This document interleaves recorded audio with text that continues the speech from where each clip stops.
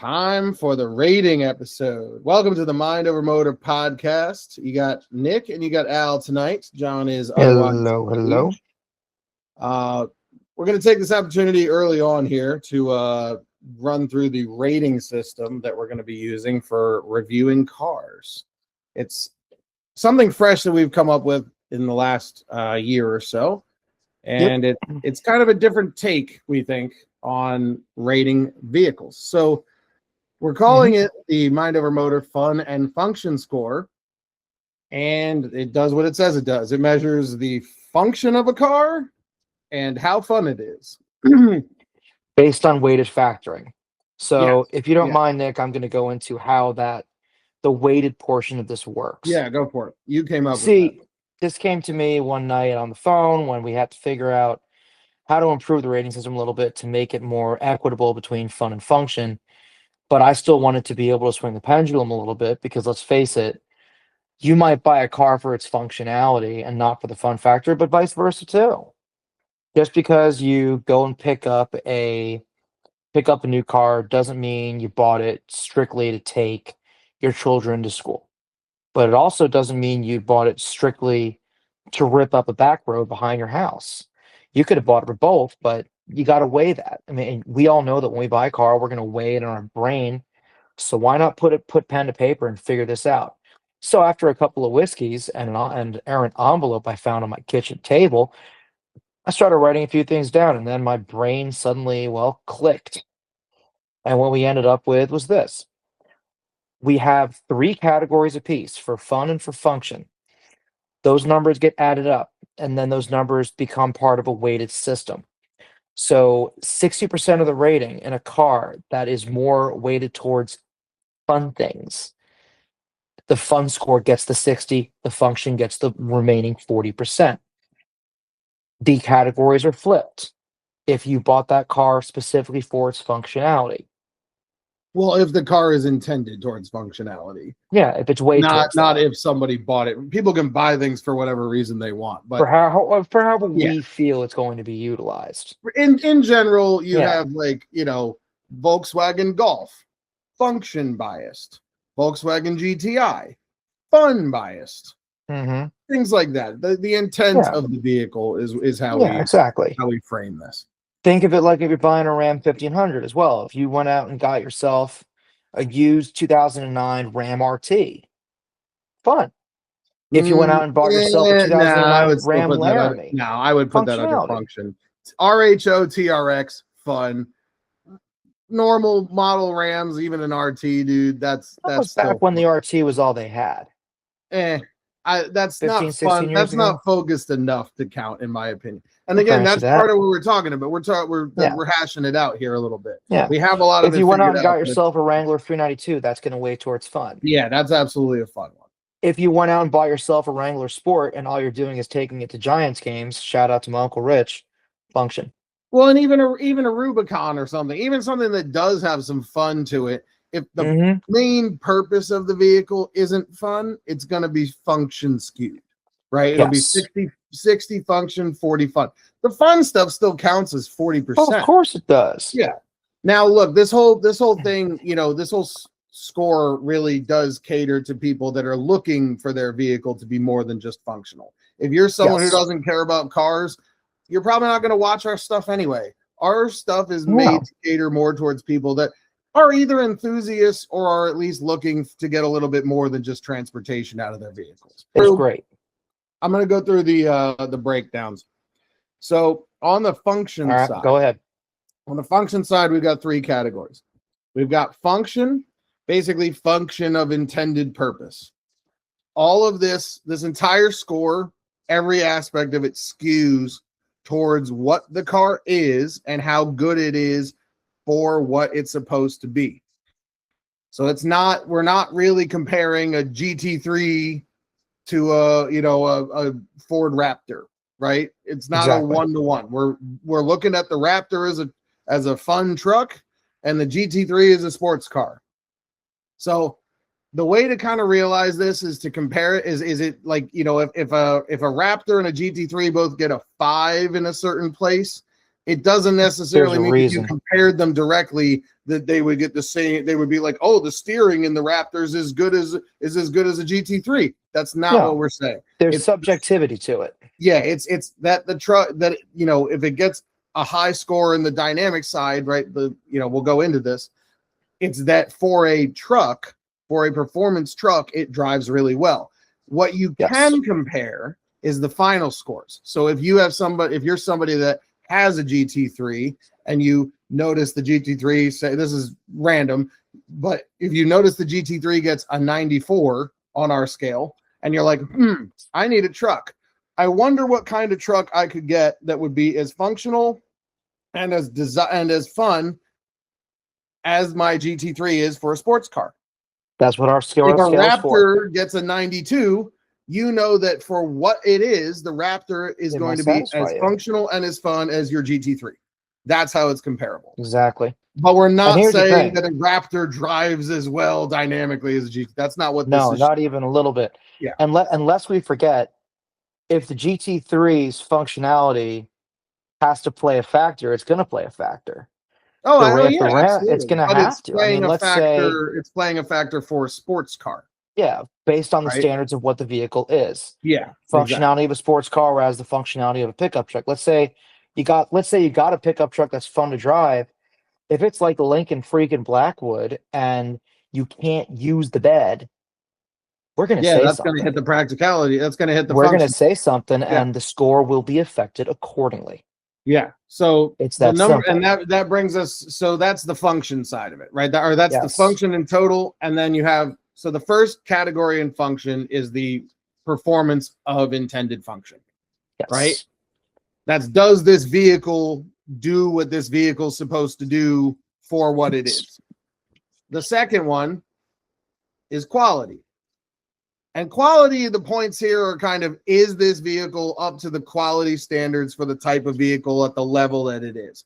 These are sort of points to lose in a way, I would say. As they have to Especially be. Quality one. If it's, again, we're not looking for like Bentley level, like fit and finish in No. an economy car. But I'll tell you what we're looking for here. Is it particularly bad for what it is, or is it up to the standard, right? Yeah, so what we're looking for here and what you put down was, for something to get a perfect score, no major gripes for what it should be. Very few, then good overall, but a few notable gripes.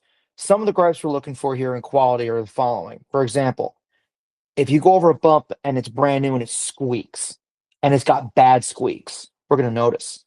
If, let's say, I get out of the truck or car and I start looking around and there's runs in the paint, there's orange peel, there's indication of a lack of care in assembly, we're going to say something. If, let's say, we get a vehicle brand new off the assembly line and let's say the dome light doesn't work, again, we're going to say something. We're looking for that this vehicle has been built properly.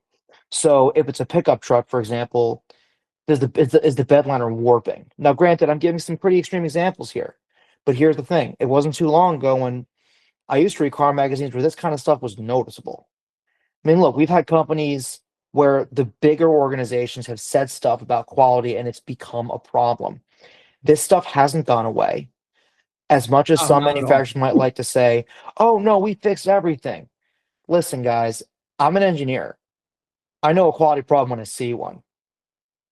Ask me how I know. I'm not going to get into detail here, but I've seen some, I'm a man who has seen some things.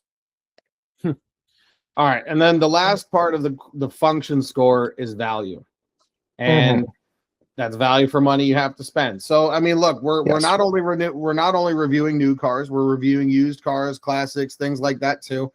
It's all relative to when we're reviewing it. So we're not reviewing a 1940 whatever in the 1940s. It's 2026, and it's from the angle that is a vintage car that you're going to buy for reasons of having a vintage car. So you have to understand, again, context from when we are reviewing it.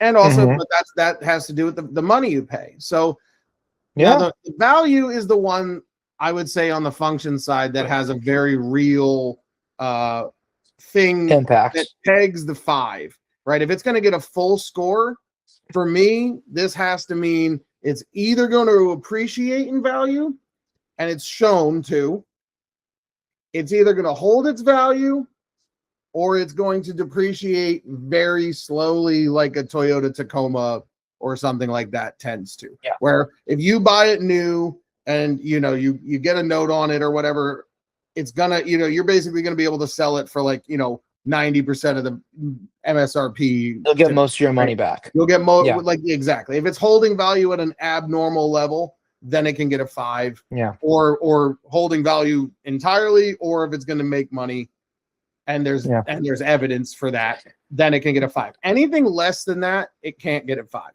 Right. And one thing I want to bring up, and I want to talk about this real fast, is you put down here, and I part of me wants to debate you, part of me doesn't. That's fine. That's number 2, you have overpriced for what it is and will depreciate significantly. Maybe has some relatively expensive repairs and maintenance. And then number 1, poor value for what it is. Lots of known expensive problems, not valued by the market. I want to go into that a little bit here. Not valued by the market means something that has experienced tumultuous depreciation to the point where you could list it. I look at this as the kind of vehicle you list on Facebook Marketplace and it sits and sits and sits. That's right. Nobody wants it. People look at you and again, like, that's new or keep used, the sucker. Right? New yeah, or it used. could be a used car. In fact, most of that category are probably going to apply to cars, not necessarily that have hit the bottom of their depreciation curve, but vehicles that have gone below that point. So I want to bring up one particular example of a car that would actually end up with a 1, and that is, to be quite honest with you, a Northstar powered Cadillac. Yeah, absolutely. Because this is something that has known expensive problems. Or like a 4.2 Audi A6, right? Model on me, from 02. What? Because you have a close friend who experienced that. Had one. Well, no, he didn't. Yeah. He didn't have anything. He had no. Well, he owned one. With that. That's what I'm trying to say. He did. It actually ran one. pretty well. He didn't have to deal with the timing chain. I think he was fine. Yeah, I think he got rid of it before that happened. Before that had to happen. But he had it for a number of years. Yeah. I mean, my grandfather had a Northstar Cadillac in the '90s, and it was. And he. Here's the thing. I want to bring up a point here. When those cars were new, they were really pretty desirable. People did want them. They sold reasonably well. But as time has gone on, the market has been any car where the market's been really unkind, and we can come up with a reason, is going to get a low score. A car that's undervalued is going to get a higher score. And I think I'm not sure. I'm going to look again. If you put I want to bring up another example like you did. So if we look at what a 4 is, this, and again, we'll all have our opportunity to rate this car, but for me, the Elantra N, the Hyundai Elantra N, is a great example of a 4. That's a great example of a 4 because it is for the money it costs. It is great value on the new market. Yes. But there's also no denying that you can find a 2022 with 70,000 miles on it for $22,000. Okay, so like it's not going to hold its value, but it is a tremendous value for what it is brand new. So my car's another good example of that too. I have a Chrysler 300S with a V8 in it, and I know that it's great value. It's gonna depreciate because it's not a Charger. They're gonna and it's not a 6.4. I would say V5.7 Chargers depreciate about the same as your 300 does. Maybe a little bit less because it's the Charger. They hold their value better because they have the name catch it. My car doesn't have that. But they're not going to hold their values as well as like the SRT stuff. No, of course they aren't. Another car I want to bring up here, and this is something that Nick, you're probably going to laugh at me for this one, but it's the Panther body Ford. This is a car that is at this point, bro. Those might be 5s. I think they're closer to a 4 right now. Maybe because the ones that are 5s are stuff like the Marauder. Cream Puffs. Yeah, Marauders in particular. Marauders, Cream Puff quality Lincoln Town Car Executive Series and Cartiers. In other words, we're talking the top of the tree, or a detective spec police car that has been babied. And by the way, those are real rare because most of those, I'm sure have been ripped to pieces. Yeah, that's the kind of car where yes, they're going to depreciate because people are going to continue to use them. Yeah, but there is still versions of those vehicles that are absolutely not worth that much money. Look, and the other thing is something that's like $5,000 and beat, but still works and is going to maintain $5,000 is a 5. Technically, you're not going to lose money. Any GM car with a 3.8 in it. Now, if it's $5,000, $5,000 with a reliable reputation, if it's $5,000 and it has huge running costs, then it's probably going to be a 1. but Cadillac it's going to Alonso? cost you more than it's worth to run, right? But I think so we're not only talking about, GT3 Cheap. Tourings and manual that are going to probably be worth what you pay for them. We're not Cheap just German talking about cars. that. What? Yeah. Cheap German cars are one of those that I actually, a certain number of them, especially luxury cars, I rank those especially BMWs. I rank those as a 0. Yeah, 0 is run for the hills. 0 is run. 0 is what I call, Nick, you said run for the hills. I have a different phrase for this.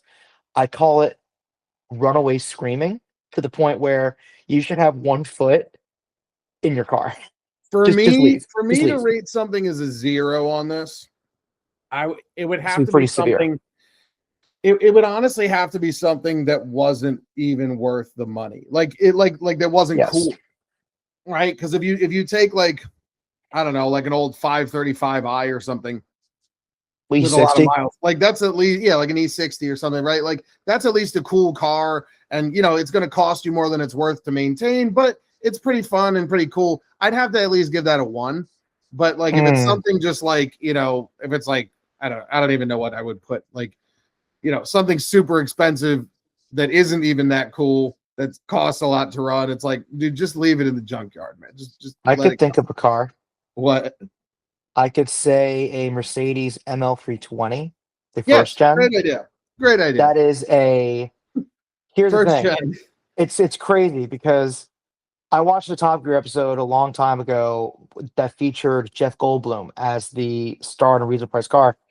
And anybody who knows cars also, and who knows movies, knows that there is a movie where him and a certain car come together in almost perfect storm, and that's Jurassic Park #2.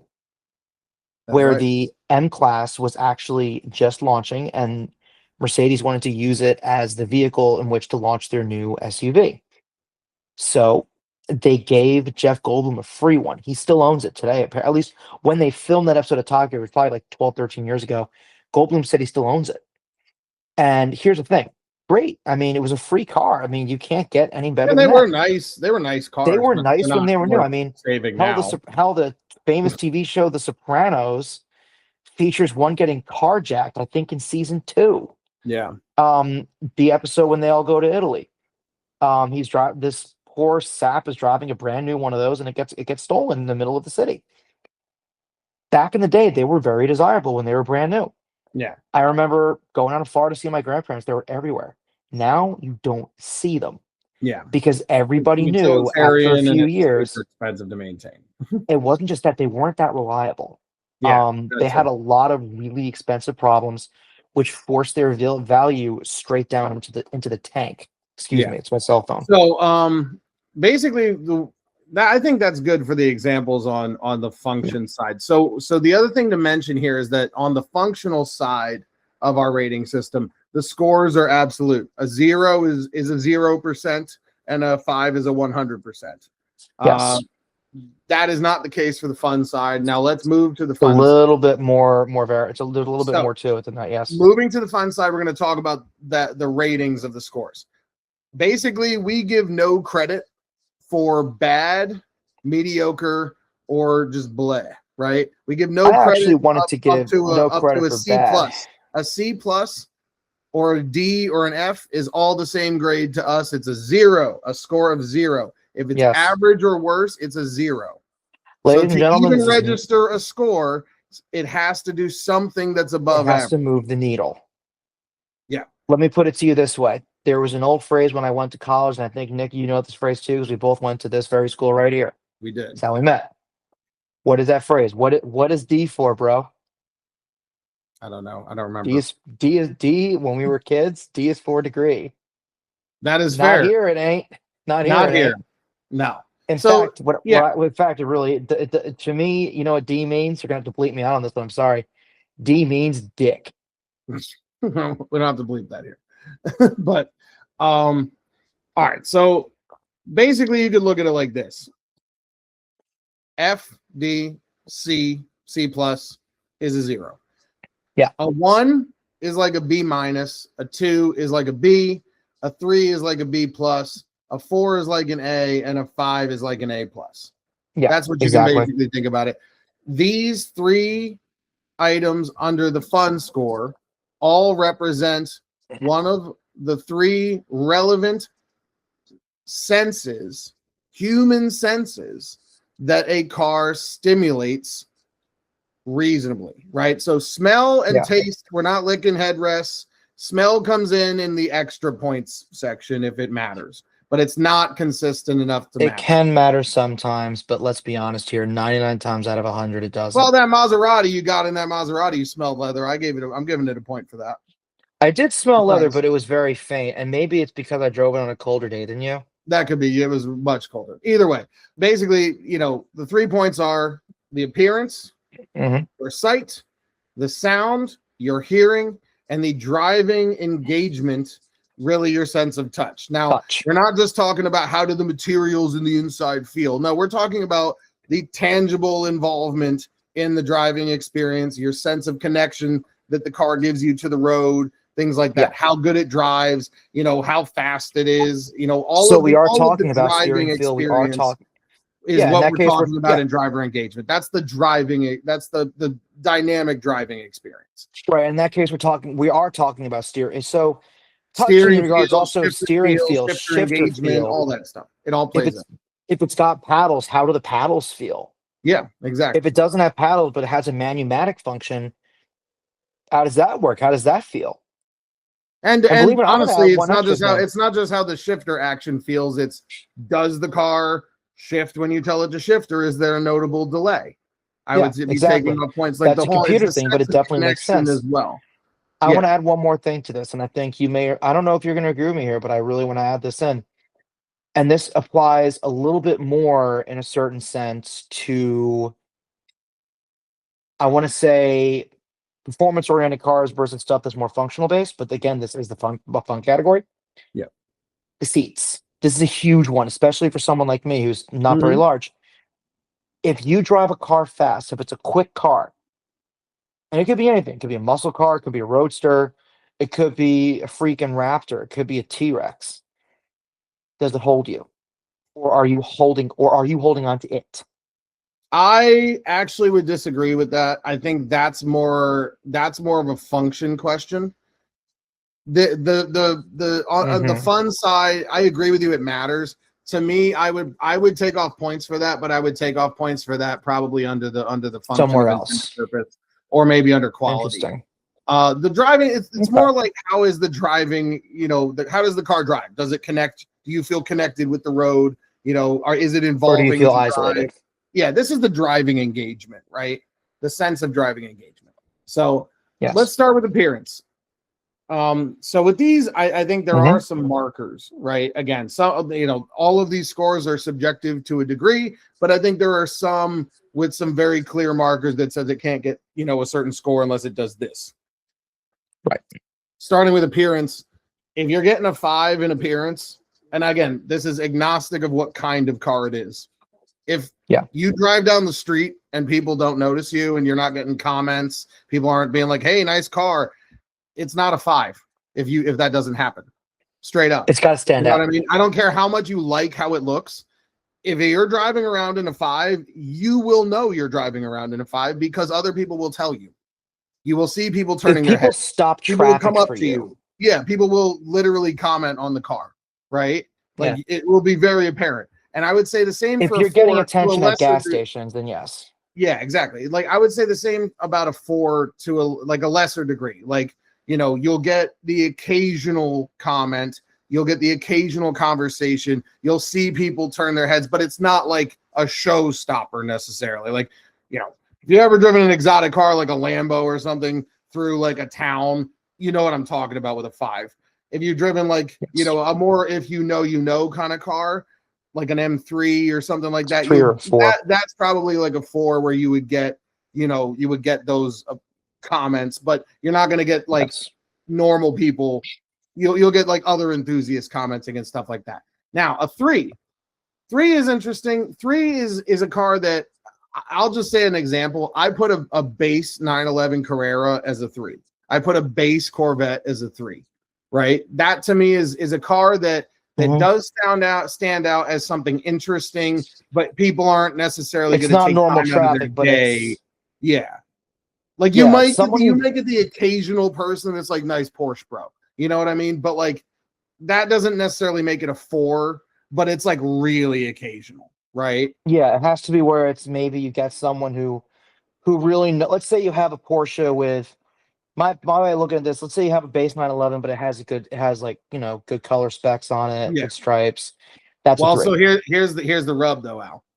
because A that's the Porsche extra point that might get 911. their attention. So here's the other thing I think we need to mention is the base score needs to be done with a base car with the base version of the car in a boring spec because we're giving extra points for color. So yes, a 911 in silver with a black interior is a 3. If you add Right. Miami blue, it's now a 4 or maybe even a 5, right? So the color isn't the color would add to the appearance in the Right. extra points. You know what I'm saying? Yeah, exactly. If it's got let's say Makassar wood, then it might get an extra point. If it's got let's say if you got a cabriolet and it's got like a tan top instead of a black top and it stands out, it makes it pop more. Yeah. Yeah, or some wheels or I mean, but the other thing here, Yeah. look, this score is also meant to capture why people customize their cars. There's a Yes. reason people do wheels. They want to add to their appearance score. There's a reason they do an Mhm. exhaust. They want to add to the sound score. You make the car a more interesting experience by modifying it and upgrading it. That Right, exactly. literally is captured in this. So that's what I would say. And the options, like literally what we just said, right? Getting an interesting color. The base score should be done on a base car in either black, white, silver. And then if Right, so if we exactly. drive a car that's an interesting blue, that score should be handled in the extra points for the blue. Yes. So remember, Okay. the base score is the base car, and then we add the extra points for optional stuff.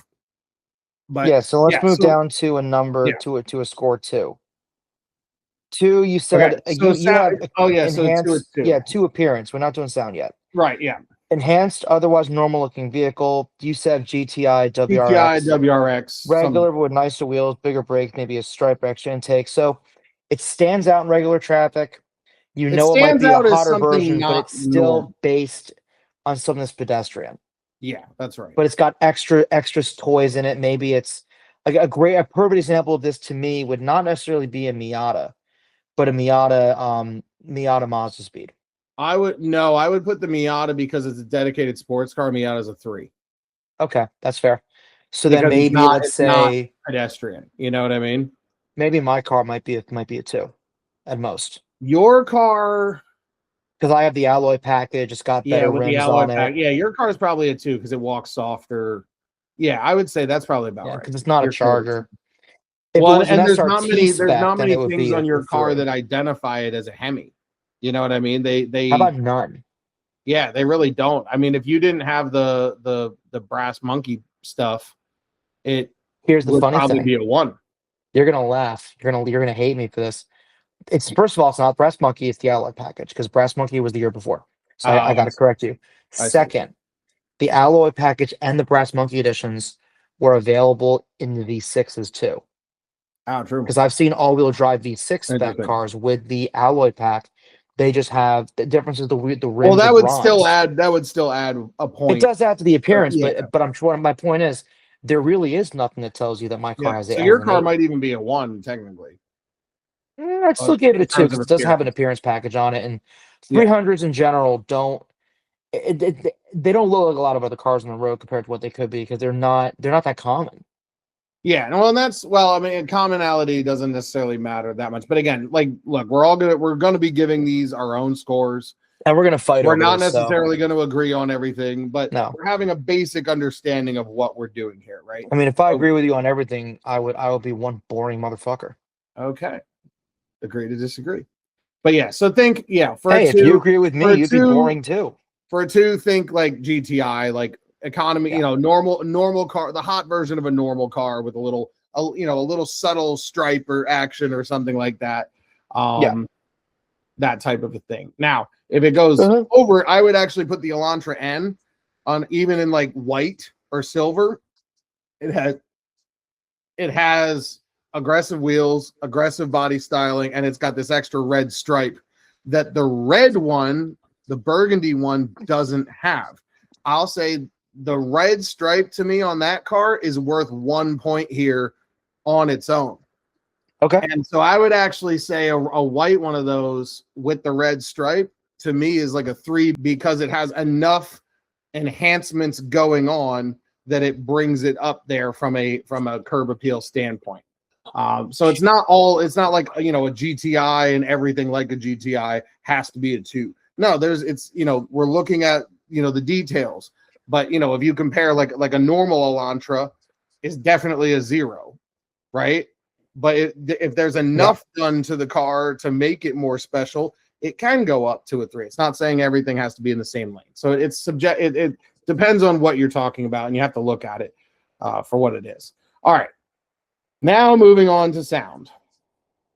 Sound's another one. Did you cover the rest of? You didn't. Well, just here is regular traffic. If it's a normal ass car, it's a normal ass car. Yeah, and then number 1 would be a normal vehicle with an interesting design feature, maybe some nice rims. Yeah, something. So like let's say a Camry is a 0, but a Camry that maybe is carrying decent wheels on it. Yeah, got a shot or at a it. I'm not going to say it's a 1, but got a shot at it. The TRD Camry with the appearance package and shit. That would be the 1. Yeah, and then BMW 3 Series with an M4 package on it. Regular ass traffic is 0. Yes. In other words, if it blends in. Yeah, it just looks like a normal ass car. All right, so sound. All right, so for sound, I would say there's a marker. Again, similar to the turning of heads on the appearance side of things. On sound, I would say if you can't hear it echo back to you when you go under a bridge or through a tunnel, it can't be a 4 or 5. Just straight up. Yeah, that's fair. There is John actually, when me and him were talking about this, there is a certain degree of what is the proper sound for the type of car. And I agree with him there. I was actually going to give that Maserati a 4, but he talked me into giving it a 5 because it's the right sound for that. I agree with that. At the same time, that car echoed. So I will give it this. Yeah, but I think there is a certain, it's not just about decibels, but I think to get a 4 or 5, the decibels have to be there. No, I don't disagree. You know what I mean? Loud enough. But I also think, like, you know, just because a car is stupid loud, if it's like a fart can, that probably maybe shouldn't get a 5 either. No, it shouldn't. If it's an aerial assault and it makes your eardrums hurt. If it sounds like shit. But the other thing, though, is remember we have extra points, and you can take demerits on extra points. Oh, you can, yes. But that was something that we didn't talk about before, but now you also have to remember, like, we're talking about the amount that the car stimulates your sense of sound. That doesn't necessarily mean it's good. That's right. Right? It's kind of like chewing. It's kind of like biting into bad meat. I think assessing what is appropriate for the type of vehicle you're driving. Yes. I agree with that. And so, you know, the Maserati we drove was not, you know, crazy loud, but it was actually the right amount of loud. It was audible. You could hear it from like a block away. It was, you know, the sound was there, but it wasn't as like excessive as my Charger.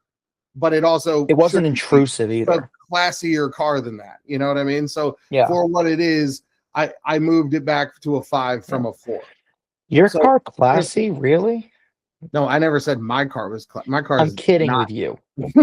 But all right, so a 4 is basically, so yeah, that's the marker of a 4 or 5 is you better be able to hear it from like a tunnel situation, basically. Yes. If you can't hear it there, to me, it can't really score above a 3. The other thing is fake sounds.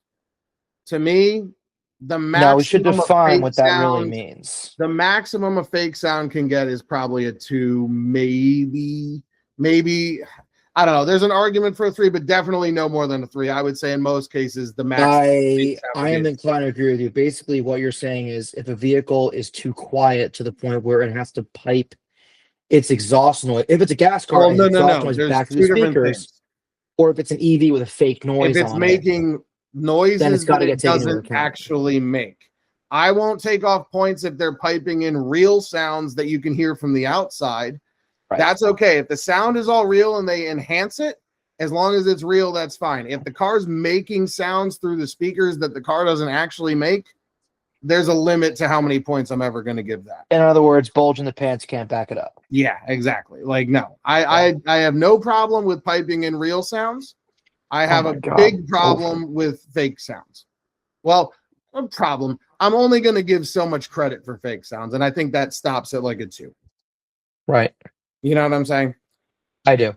So, Before again, you go I on, would say we've kind of talked about, yeah, and that's the other thing I before would you say go is on, I want to make something what? clear here. And I saw this was in your evaluation for sound. I'm glad you said something about, you didn't say anything yet.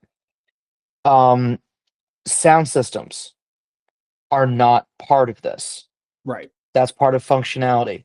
Yeah. If you're driving a vehicle, let's say you're driving point. a Jaguar with the Bowers and Wilkins sound unit they used to put in it, or a Lexus with the Mark Levinson sound units, which by the way were very good. That goes into functionality. That doesn't go into sound, because sound, we're talking about sound as a factor of the vehicle's drivability. We're not talking about, it's 7 a.m. time to go to work and you flip on WFAN. This is not that. This is never going to be that. I don't care how good Boomer Esiason sounds in your radio.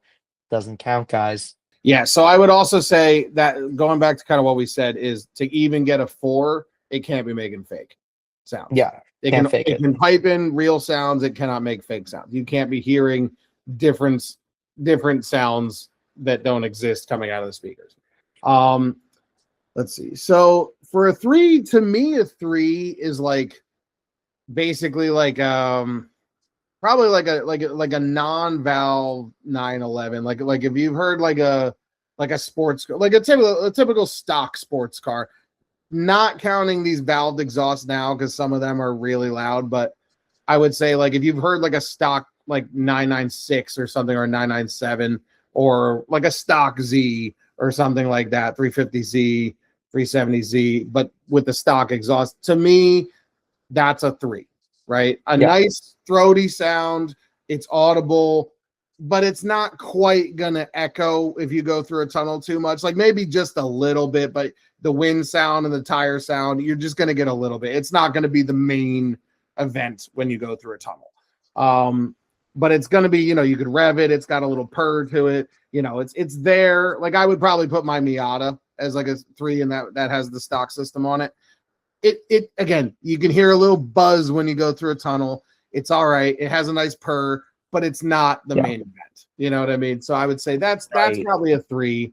I'd say my car's probably a 3 too at that point, because the 300S. You have an intake on your car though, so your car gets a little bit higher. But without the intake, I think you're right. Your car would be a 2 or a 3. Because it is pretty quiet. I would keep it as a 3 because it is a little quiet. But when you get on it, but maybe with the intake, like I think with the intake, yours is a 3. Well, funny thing is, even when the window's up, when I was cruising yesterday, and I'm not going to say what I was doing because you know what I was doing, but we're not going to go into it. And I decided to test the car out a little bit on that on ramp going towards Route 36. Oh, trust me, it was like having it was operatic. Yeah. That's what I mean. Yeah, your car would make something clear here. It did sound real good, but I would never rank it higher than a 3, partially because it wasn't, for me, it tickled it tickled the it tickles you, but it doesn't tickle you enough to push the needle past that point. Still good though. No, yeah, definitely good. That's what I mean. A 3 is not a bad score here at all. No, it's not. I would say a 3 pretty is satisfying. A 3 is, for someone who isn't me, who doesn't have diabetes, a 3 is like a Snickers bar. It satisfies. Yeah. All right. So moving on to 2s, I would say.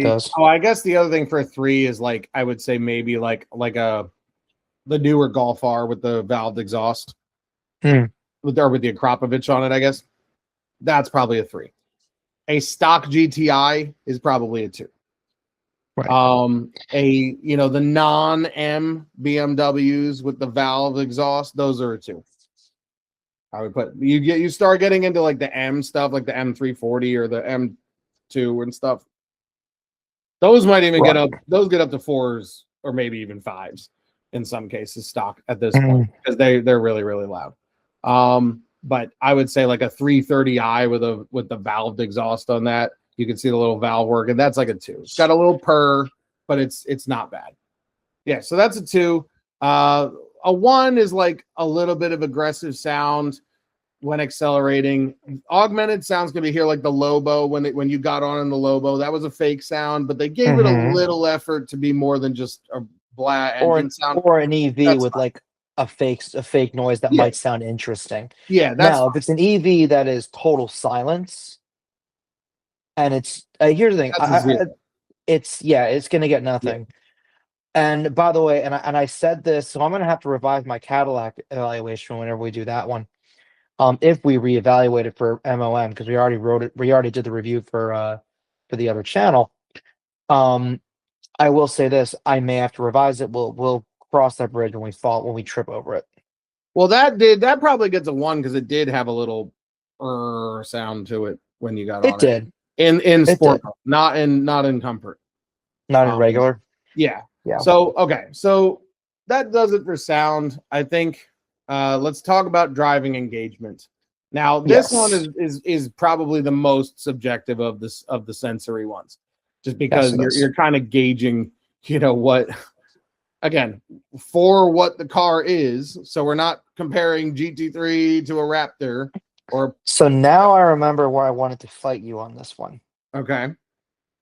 So, and I actually want to do this one in reverse. I want to start with the bottom here because that might be more interesting. Okay. So for 0, you said normal car things, not particularly fast, doesn't handle better than it needs to for safety. Not much feel at all coming through the controls. Something about it feels special. I would actually say there's something else you need to put in here. If you're driving a vehicle that doesn't feel safe going down the road, I think that deserves a 0. Oh, I mean, that's bad. I put the best a 0 could be. Remember, it's okay. It's C+. Because you had made no mention of it when you sent this to me, so I was like, I felt as if we needed to make something clear. So let's say here's the thing, and a good example of this I would put out would be a Gen 2 Prius. We get a flat 0 in this for 2 reasons. Number 1, because you got to floor it to go anywhere. It has absolutely no acceleration. Yeah, something that's too slow to keep up with traffic, or if it feels like you're gonna end up either getting hit or hit something. Yeah, like if you feel the brake pedal go to the floor, even though it stops you, points are coming off quick. If it feels as if you turn the wheel, and here's the thing, turning the wheel and nothing happening in terms of like no feel, but the car still turns, I'm almost willing to accept that if there's other aspects of the vehicle that are good. If there's no other good aspects, that's a huge problem. But from that point, that we're all talking about things that would give a car a failing grade here, which again, like you said, throws it towards that 0 rating, which is not good. Yeah, very bad, very, very bad. And if it's that bad, you can also take off extra points in the extra point section too. Oh, believe me, that's going to happen with me. Yeah, and next we're going to go through the scores. We'll show you how all that works. But all right, so that's a 0. Moving up to a 1. I had put normal-ish cars that handle better than they need to, or are faster than they need to be, or they have a good sense of connection, fun to drive. Yes. Things like Mazda CX-5 or something like that. Something that, it's some normal shit, but like maybe it handles a little bit better than it needs to. Like maybe a Subaru Legacy GT. I would say. Yeah. That's actually a performance car. That's like a genuine. It was a cheap 3 Series fighter. Yeah. But it was like WRX. It was like a big WRX. That would I would probably give the dynamics of your Legacy GT. On this scale, I'd probably give it a 3. I would honestly say. I would say that was only because the transmission wasn't great. Well, I mean, I had a 5-speed auto. What can I do? No, I know, but like the transmission, yeah, exactly. It didn't like listen to you. You know what I mean? No, but yeah, I would say normal-ish cars that are like fun to drive in some way or are a little faster than they need to be. Yeah, let's say a good example of this might be the new Prius. The new Prius is 1. It might be a 1. Actually, no, the new Prius is probably a 2. It's actually much better than it should be. Where do we rank my old Lincoln? That might be a 1. In terms of driving experience, I'd probably go 2 on that because it was, rear wheel drive and stuff. It had some fun if that's aspects. A 2, guess what? And I'm gonna get flamed for this. The regular Fox body Mustang with the automatic transmission in the V8 goes to be a 1. Yeah, probably. Because there are certain aspects, even though it's a lighter car than a Mark 7, What hurts that car is number one, the brakes aren't as good. Those are rear drums Yeah. and no ABS. So it means that it affects the driving experience. And in addition to that, four-lug wheels. They're Yeah. smaller. There's issues there. Whereas the Mark 7, so now so let's Well, talk about smaller what can a 2 help. is. Smaller can also help with steering response and stuff. So there may be things that even out, but Mm, either way. All right. not going So to do well. for two Oh, cars, open rear end. cars that start to combine different aspects of sporty, right? Dynamics. So now we go from a hamburger to a cheeseburger. Yeah, you're starting to go like I would. Dynamics to start from a cohesive driving experience. Real effort has. This is where real effort has started to be put into making this car a fun, cohesive package. Yes. I would almost put. I'm trying to think. Like, I almost wanted to say GLI here in the way that drives. Jetta But you know GLI. what? I think the GLI might deserve a 3. But it gets to that. Mm, The GLI had enough going for it that I would probably give it a 3. But, yeah, I don't know. Maybe even. Yeah, I don't know. It's borderline, right? But basically more than a normal car that handles kind of well is a 1. A normal car, I would say. Oh, here, this is a good one. The Mazda 3 Turbo. That's okay. kind of quick, handles okay, but it's not really a focused dynamic package, right? That's probably a 2. Yeah. You know what I mean? And and again, I haven't really driven one recently, so if the steering's really good and stuff, maybe it gets to a 3. I don't know, give or take, but that's sort of a package where it's not really that serious, but it's got a lot going for it that adds I'd up. say no, maybe not. That's not fair to the Focus ST. Oh no, Focus ST. Focus that's ST better. might be That's a much better 4 car. or 5 in the way it drives. Focus ST. Yeah, they do drive nice. They're amazing. I would say that maybe my old Lincoln was probably a solid 2 because Ford did begin. This is a good example. Let's get into this one. This was a point in time when Ford started to understand how to put together a good engine because the 5-liter HO could pull you. I mean, this thing, you drove my car a few times. It did have the ability to move you around. Mixed in with mine had a track lock, which was optional. So without the limited slip, it probably loses points. Yeah, but probably. Yeah, I had the track lock and factory rear discs, which were standard, with early ABS. So this thing could actually turn. This thing could actually hold on to itself. I managed to scare a couple of cops in that car. So the way, bro, you could scare cops in any car if you throw it at them. oh no, this thing was I shocked a Mendham police officer in 2017 because he had to ask me, "Do you know how fast you're going?" And then my first thing on my mouth was, as a matter of fact, I don't because my speedometer isn't working. The speed speedometer stopped at 85, officer. I have no idea. I did that once, didn't go well.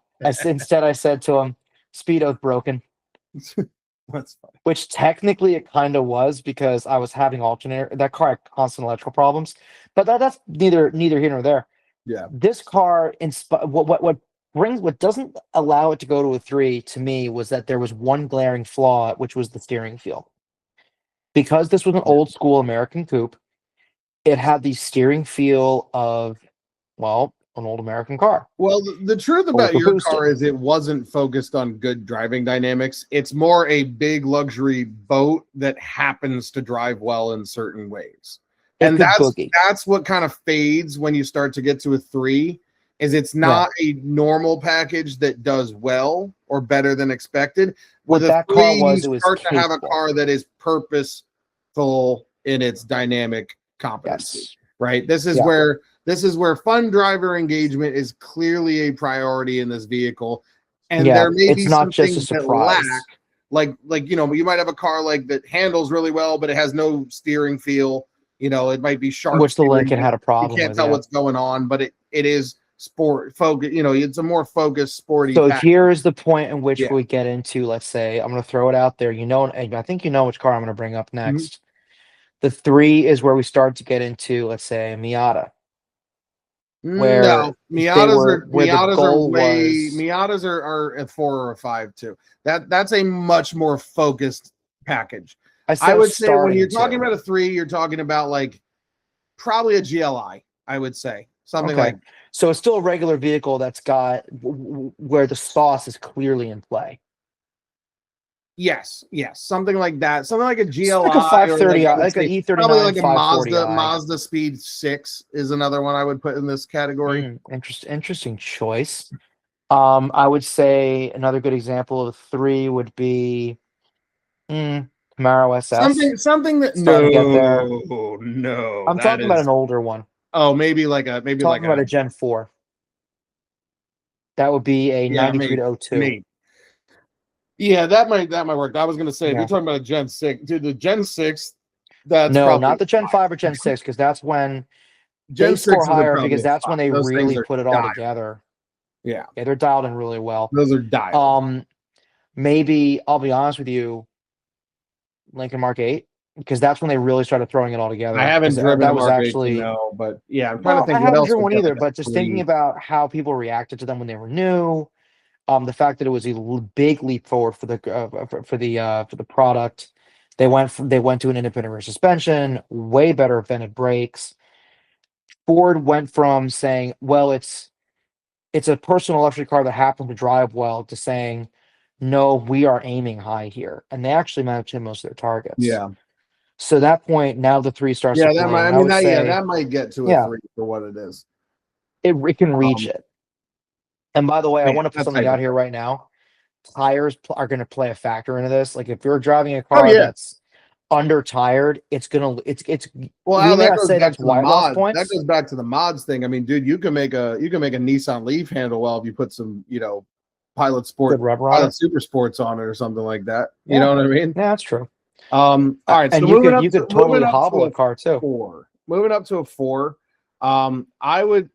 I put C5, but with 1 or 2 things that could be better. Fun is a Not a priority, the priority. Fun priority. has become the priority. I would put a Miata here for the most part. Now the Okay. ND, That makes sense. I would generally put a Miata at a 4, and that's because it is underpowered. And Yes. at a certain point, the underpoweredness Out of the box, of it, yes. yeah, that's what stops it from getting a 5 out of the box. But I would put almost all the Miatas as a 4 in this regard. Interesting. So that's the Miata. Now I'm going to throw one at you here. And again, different ones might be a little bit I've like driven, an ND might get a little bit more. Actually, I've driven this car. Performance wise, an ND probably would get a 5 if it had steering feel, but I would take a point off for the lack of steering feel. Having driven the ND myself, I don't know if you know I've driven one, but I have driven one. I drove one when they launched. Actually, I was actually at the launch event for it. At least for New Jersey, because I got invited. Don't remember how I got invited, but I got invited. Right. It was fun. I think it was a Giant Stadium, actually. What I can tell you is this. There's one car that I think is hard to rank, and I want to see where you throw this one. Challenger 5.7 manual, new, like 2021 model year and up.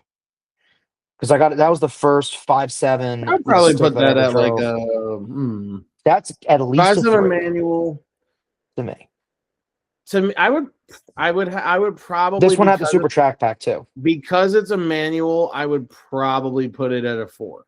If it was an auto, I'd put it at a 3. It did have the Super Track Pack in it. You get that extra. Well, again, we're talking a 5.7, so it's probably not an open diff with the Super Track Pack. No, it's not. It's probably a 4. I think it's a healthy 4. If Yeah. it was an auto with an open diff, I'd put it probably at a 3 because they do handle pretty well. They are big, but it's got some good power. We know it has pretty decent steering, and it's a pretty decent driving car. Yeah, it's a good package. I'd probably go 3 for that, but it would, like you said, manual with the Super Track Pack, probably a 4. It's got certain options that enhance the experience. That's kind of what I wanted to bring up here. Yeah. Which brings me to, let's say, a 5.0 Mustang GT, a newer model. I did drive 1 or 2 of those. Well, actually, the one I drove was a manual. I think it was a 6-speed back when they first launched. And I feel as if, where do you place then a Ford Mustang GT or a Camaro 2SS? 4 or 5 is probably way appropriate for those. In Then that you have to range, ask yourself, I think I 4 want to out leave of room 5 at the top of the range for all those cars. 4 out of 5 is likely, especially if they're stick. Maybe, I mean, for some of them, like the manual Camaro, especially if it has a 1 LE package, is a 5. That's a straight up 5. Right. Honestly, But probably then you got to even a leave room for the manual CL1 SS too. non-1 LE is probably a 5.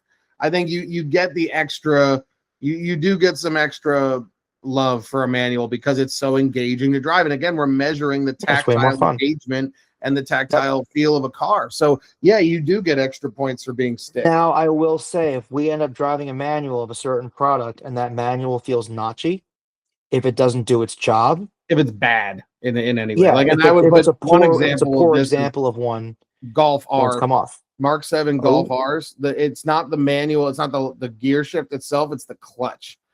Awful. Right. Just it now there's a mod you can do to take the springiness I and will throw another vagueness one in out here of for it, you that you may not have but realized. in stock form, the Golf R's clutch and the GTI's clutch sucks. Yes. And it literally I would take off points for that. I will throw another example of a bad manual transmission, and I don't think I'm going to get any hate for this because I know this was pretty well documented, and I actually drove 2 of them. Because I was actually looking at buying one of these not too, in the distant, I'm going to have to say distant past because it was a while ago. And that is the Cadillac ATS 20T manual. It makes me sad, but you're right. Yeah, I drove I 2 of do them because remember I one of went and them, drove that car and I was that hoping it was going to be shifter, better than it was. it wasn't the clutch that was the problem. Yeah. It was the shifter. It was the Yeah. linkage. The It shifter was felt notchy. like trying to notch it. One of them, it was actually not, that wasn't so much it. It was the lack of consistency between the 2 cars. And there was no One of them that feel I in it. drove, one of them that I had, the shift linkage was very, very notchy. Oh, The interesting. other one that I drove, I felt like I was moving the gear selector through undercooked pea soup. Yeah, it was like super Bad, vague. bad, As I bad. remember. It did not feel accurate. I was really unimpressed. Like the opposite of a rifle bolt. You know I what I said to mean? myself, what is this doing? Like, why did Cadillac make this Yeah, decision? like why bother making that if you're Yeah. not going to make it good? Because what I heard was the V versions were, which I sadly never got to drive the manual with the V manual ATS. I only drove the auto. Those I've only the auto and the auto in that thing sucks, by the way. Oh, don't get! Oh my goodness, it's a And that the Eisen. CTSV of that generation, they both suck. The car is great, the handling's amazing, No, the engine's trans okay is in the ATS, but the auto the newer. I've heard the programming newer CT4 is way sucks. better, actually. Yeah. And shout out to the Canyon Carver on Instagram. I actually DM'd him with a couple of days ago, and he got back to me. Same day. I'm surprised he even texted me back. Just because he doesn't know me and I don't know him, but I like his stuff. And I asked him about the V6, and he said it's actually in the CT4 Yeah, because he has the 5. CT4 is much improved. Yeah, it is a much better product, and it's on my short list. Yeah. So, Cadillac, hey, might be calling you. Yeah, we want to rate your cars. Yeah, we want to talk about your But cars yeah, because so I'm a Cadillac guy. Let's finish it up. Going to a 5 is basically just there's an amazing sense of connection between the driver, the car, and the road, and that is the priority, right? You feel connected to the car, you feel connected to the road. The controls are involving. The driver has to do stuff. And the cars are extremely reactive to your inputs. High performance is not required. A Miata, maybe with a little more power, or really an ND if it had steering feel, would be a 5 for me. But yeah, high performance is not required, but can create an experience that requires involvement. So one thing I will say is high performance or a lot of power does factor into this because it makes you kind of have to be on your shit more to handle a car at any level, whether the rest of the car is good or not. So, I mean, I will counter you on this for one reason. What? I will counter you on this for one huge reason. Okay. And this, I will say this really applies more to classic cars than anything else with less driver aids. Particularly, I want to bring up early Porsche 911s. They didn't actually have a whole lot of horsepower because of the layout. You had to be really on your guard. No, I'm just saying. I'm saying a lot of power. I get what you're saying, but I'm saying a lot of power. Like if you give a normal car like 400 horsepower, that's going to move it up the score range, even if the steering isn't great or anything like that, because you're just going to have to be more involved as a driver to handle that. Yeah, That's so we're all talking I'm saying. about I'm not something like, let's saying it's say, required. Like, yeah, like an old 911 probably could get a 5 or something. I'm not saying it's required. I'm saying a lot of power it's a adds factor its though. own dynamic to the driving experience. It does It throw a will wrench in bring the it works, up yes. these scores. You know what I mean? It's not Yeah, so required, let's but it can say, help. let's give a good example of that in the real world factory example. I would say the Mercury Marauder is a great example of this. That didn't have Um, enough extra power, I would but it say. But does yeah, move the it kind needle of. enough compared to the regular cars. I was like Um, 20% or something. Like, it was two I two guess what twenty I'm five up sort to of saying is 300. It like was an a extra 80 horses, Genesis. dude. I'm kind of saying like a Genesis G80, like 3.3 versus the 2.0 or something like that. Like, or I That'll don't even give know if you. that. Maybe I'm wrong about that. No, Engine you're right layout, about but that. The you know what I 202 mean? versus Like the a car, 3twin. like a fairly normal, comfortable sedan, you know, going from 260 horsepower to almost 400, right? Having that extra power is going to add to this score because Yes. it frankly does add to the engagement of the car. Yeah, like let's say you take a DeLorean, you You have throw to a be able to turbo manage on it. Yeah, Pick it to learn to turbocharge DeLorean, although yes, they're out there. yeah, I don't know how many of them are, but yeah. they're out It's there. going to necessitate more driver involvement to handle a car with more power like that. Yeah, let's say you So take there's a multiple ways to yeah, get there's to a multiple ways to do 4. that. Yeah, there's multiple ways to get to a higher score. Yes. But that's what we're going to be determining, right? But I'm just saying, it's not just like one way to get there. So it depends on the type of car, and it depends on what it offers. So Yes. that ends the base score. In each of these, now I'm actually going to share my screen, and we're going to Go ahead.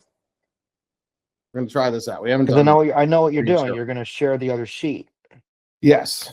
Now we're going to go through a little bit of this. Again, this video is something people will watch if they've watched our reviews and they're interested in how we do our thing. This is not a normal video for everybody. This is for, showing things off here. Yes. All right. So we've got a couple examples. Let's just start with a Camry hybrid. I based this on your mom's old car. I don't remember. I don't know if the years were exactly right or whatever. I don't know. All right. How about this? It doesn't matter if it's your mom's car. I just said a 2008 Camry hybrid. Okay. There we go. You're almost right. That's fine. So again, you drove it in 2011 and it was an 07. Either way. All right. So the type of car, we're defining it here. This is an economy hybrid sedan, right? Yes. But sedan. This is an example of a normal car here, right? So if you're looking for normal advice on normal cars that are appliances, this is what is going to score. So for this, I kind of back in the napkin. This we could nitpick. Function.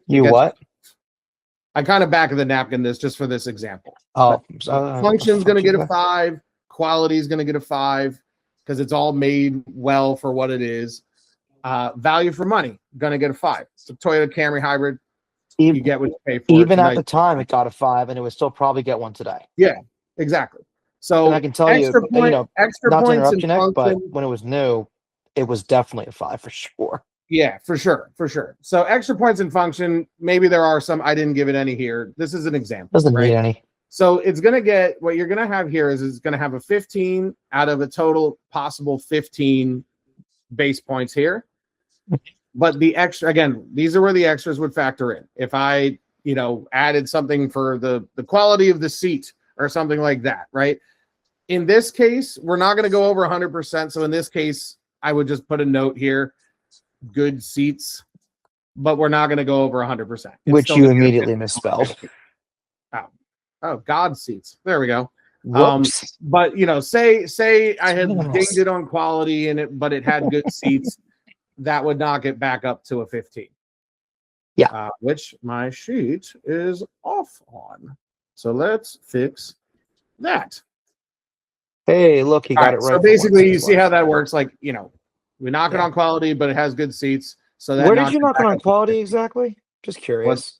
Albert, I don't know. This is an example, bro. You're just showing it. I'm sorry. This is literally just an example for people. My brain short circuited. I'm sorry. That's all that was. So the point is, it gets a 15 out of 15. So all right, I'm going to get rid of the good seats, put it back to what it was. But And it just to show still how it works. affects. So it got a perfect function score. It's good value. Got a 15 out of 15 for 100%. And the score's weight is 60, right? Because So it's now a we take that and functional car. shelve it. Yeah, so that. Now, this car is a Camry hybrid. It's going to get a 0 for appearance because it's normal. It's just, it's a C. Yeah. Sound, 0. And driving engagement, 0.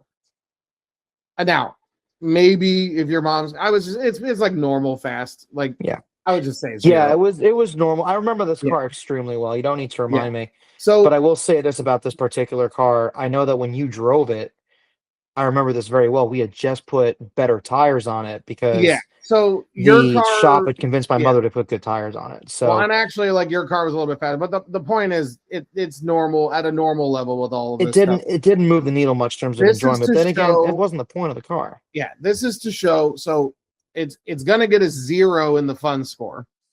So its total score is a 60. Yes. Now that is not necessarily a bad score. What we're saying here is it's a great functional car, but it isn't fun. So if you're looking for fun, not the car for you. If you're just out there looking for a great functional car at a good value, good quality, great score. Toyota did build these cars extremely well, and there's no reason to say no. But was it fun to drive? Not really. But here's the curveball. If your mom had gotten some crazy color shifting blue or whatever, one of the fun colors. If that was even available on that car. Okay, let's say hers was tan. Let's say it was. Hers was tan, so it gets 0. If she had gotten like green or some fun color, you'll get an extra point in the fun score. Yeah. Or green. And so that's where the subjective goes in. So the color, the base rating is a silver or black car, like a basic car. If you have a fun color, that goes in the extra points. And that raises you to a 63. So you have 3 points of fun score. It actually pushes that a little bit. Yeah. I will say this though. Just as a throwaway thing here, she replaced her Camry Hybrid or 07 model with another one. And that one was actually dark green. Which I get, I give points for that. Yeah.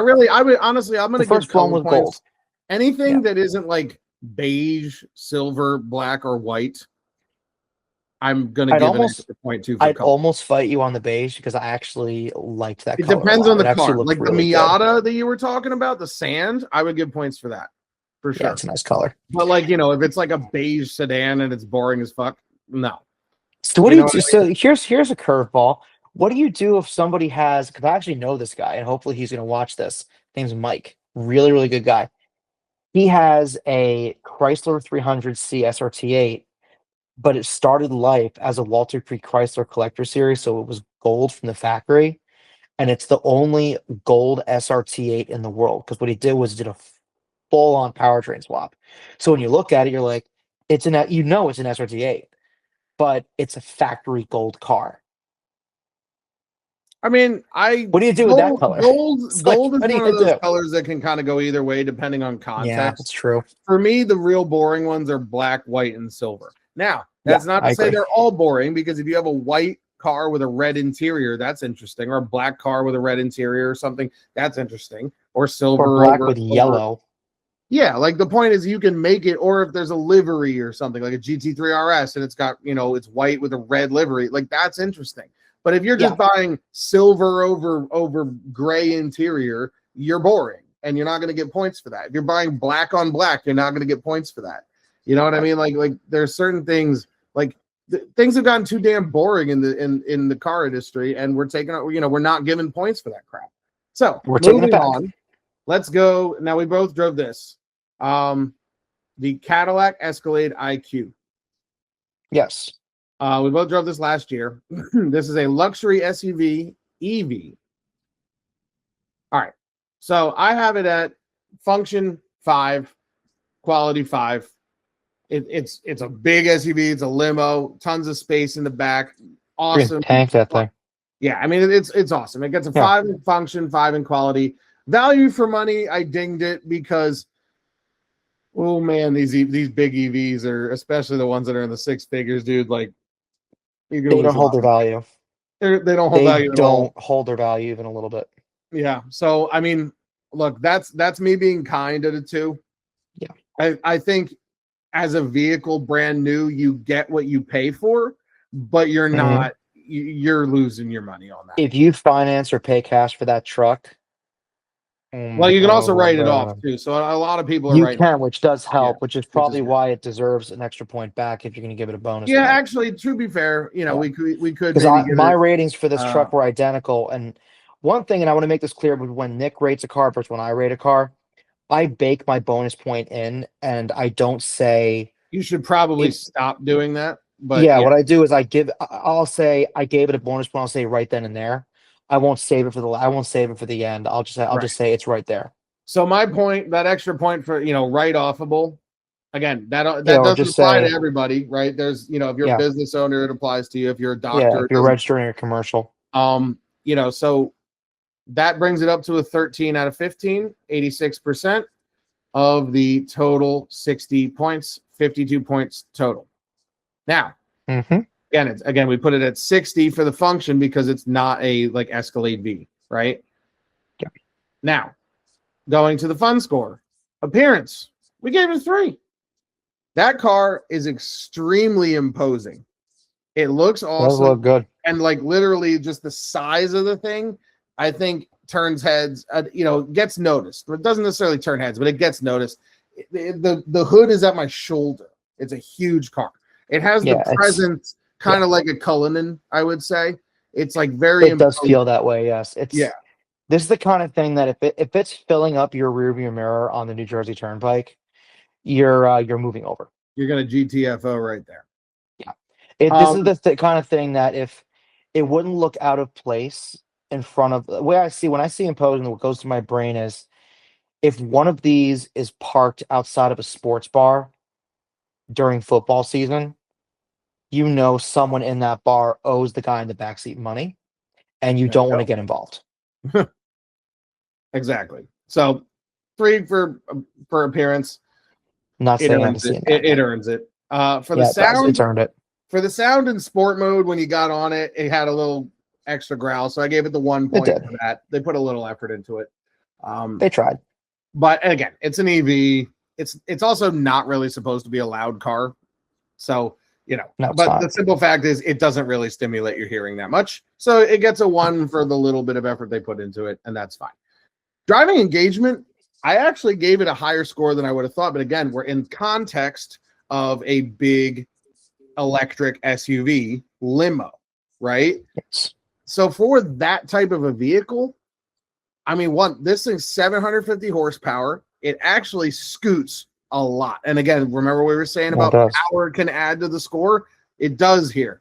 The thing scoots, but it's like it scoots in the right way. It's more of like a tidal waves, a tsunami. It's not jumpy. It's It's an like a EV, big yeah. tsunami of power, which is beautiful the way they And it's execute funny it. because it's got a platform mate, and I think I want to bring this up.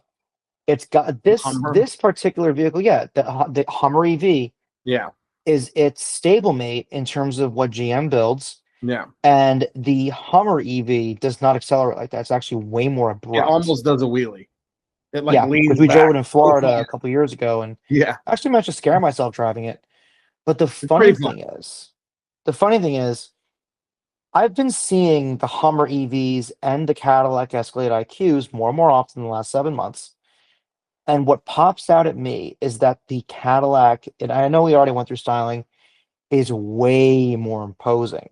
Yeah. It's got so much more presence when you look at it. Yeah. The Hummer is It's more of a also the right cartoon kind of look. character. Like the Hummer, I mean, I guess Hummers in general have always been like, look at this fucking guy. Whereas the Yeah, they're a Cadillac little has bit too like some cartoonish. respect. There's some respect to the Cadillac. There is. The Hummer, You know what I mean? unless There's we some forget, dignity. one of our favorite TV shows, I'll bring up The Sopranos again. Yeah. Tony had the Escalade. Chris Yep. DeFat had the Hummer H2. And I Yeah. remember in season 5, both him and Blundetto were completely trashing Chris Yeah. in that one episode where they went up to the farm. All that said, I have noticed something funny about the Hummers. It's weird. I can't explain it, but because of the proportions of the Hummer EV, and this applies only to the SUV, it doesn't really apply too much to the pickup truck. They look kind of small in some ways. I think it's because the rims are too big. Yeah, I agree with that. Because when I was, remember Nick, the day before that horrible storm that hit us last month, somebody pulled into the service bay at my local dealership when I was picking up my car in one of those Hummers, and the first thing through my brain was, my car looks bigger than that, and it's not a bigger car. Yeah. It made about as much sense as putting ketchup on a well-done steak. My brain just went, All right, but it did. so What am I gonna lie the to you? other reason I gave it part of this 3 is also that I did have a chance to throw it a little bit around in a turn or two during our drive, and it handled really, again, given that it's like a 9,000-pound vehicle, it handled pretty well, and so it certainly handled competently, and it was nice and tight. So the power mixed with the dynamic capability, it to a degree within the handling, I gave this thing a 3. For the driving engagement for what it was. Not saying that it's as good to drive as a GLI, no. But is it good to drive for what it is as a big, luxurious electric limousine? Yes. So that gets the 3. Now, extra points, I give it a 2. And the 2 is sort of to make up for the fact that it is quiet, but it should be quiet. This is like a library. Yeah, and exactly. It's like a bank vault. It's like a library. The silence is right for this car. So again, I don't want us to be given 5 points for this shit, but I think up to 2 points. Really, generally 1 per each thing. But I think if it's really important, like silence in a big limo, you can go 2, right? We shouldn't be giving 5 extra points or like 5 extra points for one thing. There can be things that add up, but typically 1 or 2 extra points per thing. So we're giving it 2 extra points here, and the fun total is 9. So 16. At a weight of 40, it gets 24, and that brings the total score hang to on a minute, 76. dude. Oh, there's the 40. Okay. Yeah.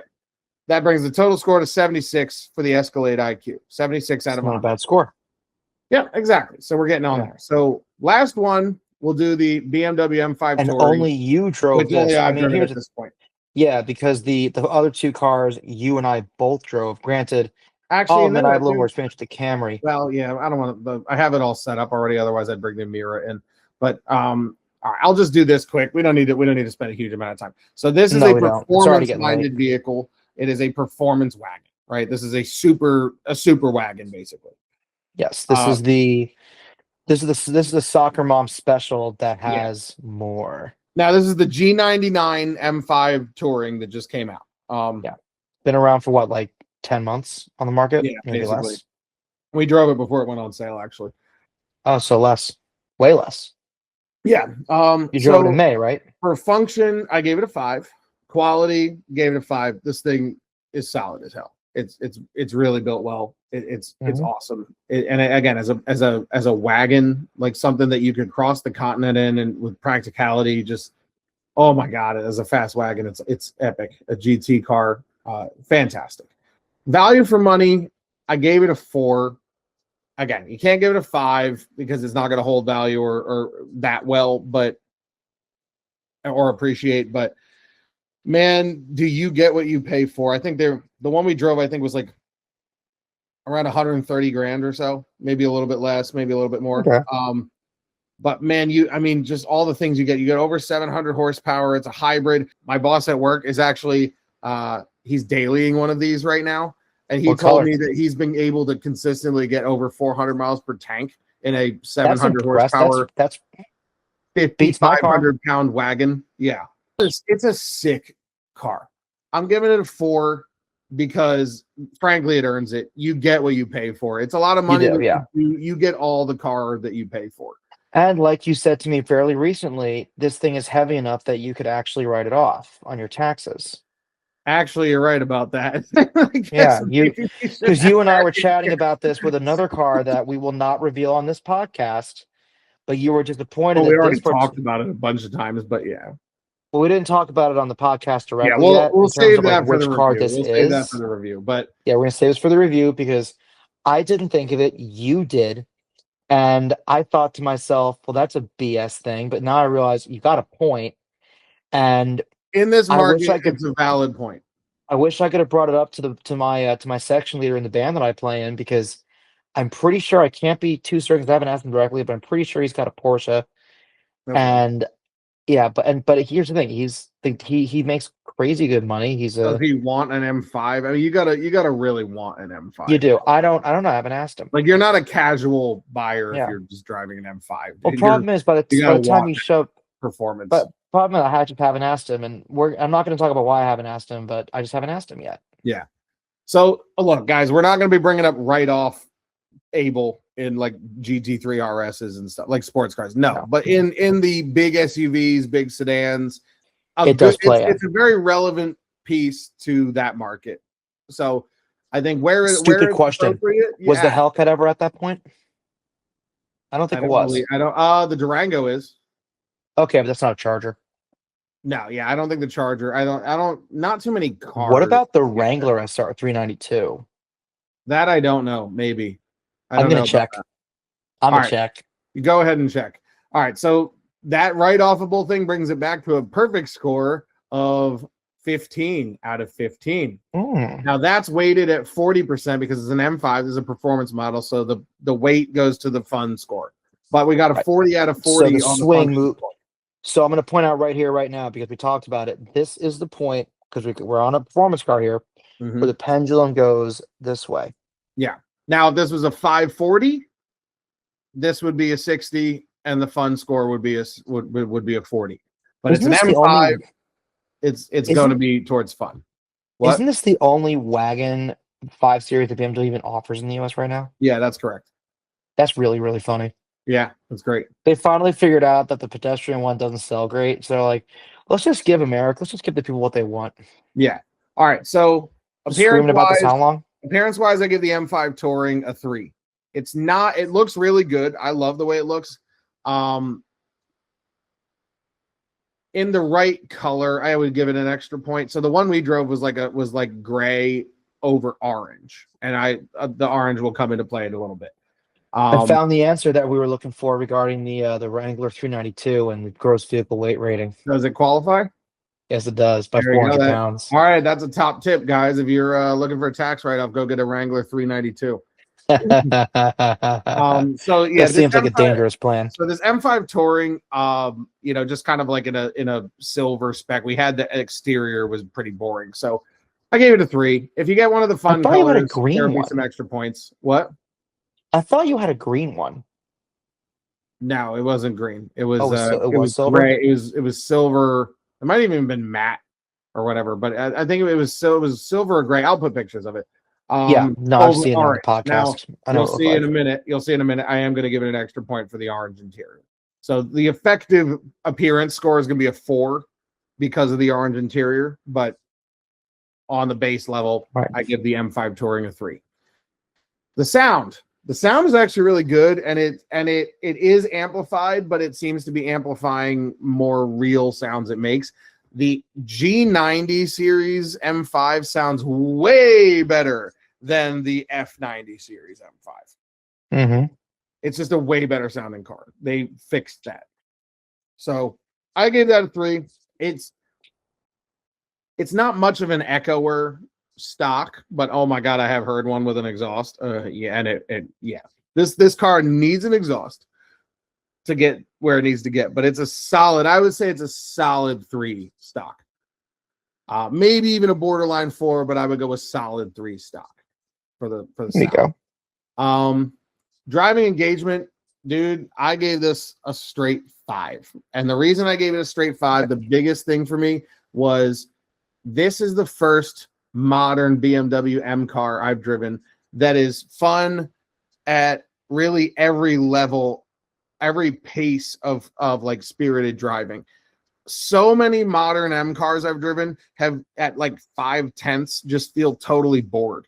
They'll do whatever you ask them to do, but the car just doesn't feel excited or exciting. It just feels it's like it's asking you why you're toying. Yeah, it's like a psychopath. It doesn't feel alive until it murders somebody. You know what I mean? Like that's like an M2 brutal, comp. but it's kind of funny. Yeah. But like Oof, this thing, on the Mono other hand, Neo. dude, this thing literally handles like it feels like a hot hatch.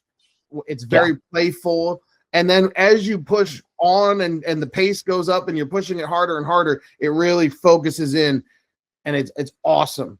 But it's fun and playful as well. And for me, Right. that was the biggest thing I've been missing. It's fast as shit. It handles great. It stops In great. other words, at 8/10 or 7/10, it feels just as fun as it has to feel. It doesn't feel Absolutely. Yeah, you could have a it great doesn't time feel at like 5/10 it in this car. doesn't bore you in a way. Yeah, no, that's what I mean. It does. Yeah. It's not boring. It's happy. It puts a smile Sounds on a your little face like at a half speed. Miata. Not exactly, but yeah, kind of. I mean, The more so ethos than is other ones. there. The Yeah, theory. yeah. It's the fun theory. at The medium pace, theory. but it's Yes. also extremely competent in other ways. And honestly, at Yes. 5,500 pounds, you wouldn't think it would be that fun to drive. But I gotta be Right. honest, the only times you really feel, and again, we drove it on back roads and it was really wet, so we were kind of limited on like exactly how much we could push it. But I would say I got it to like maybe like 7/10 for a couple brief stints when it was a little Right. bit drier out. But yeah, we were not pushing the limits. But what I will say about the weight is that you really feel the weight when you're coming off of like a fast section and you're breaking into like a pretty slow corner.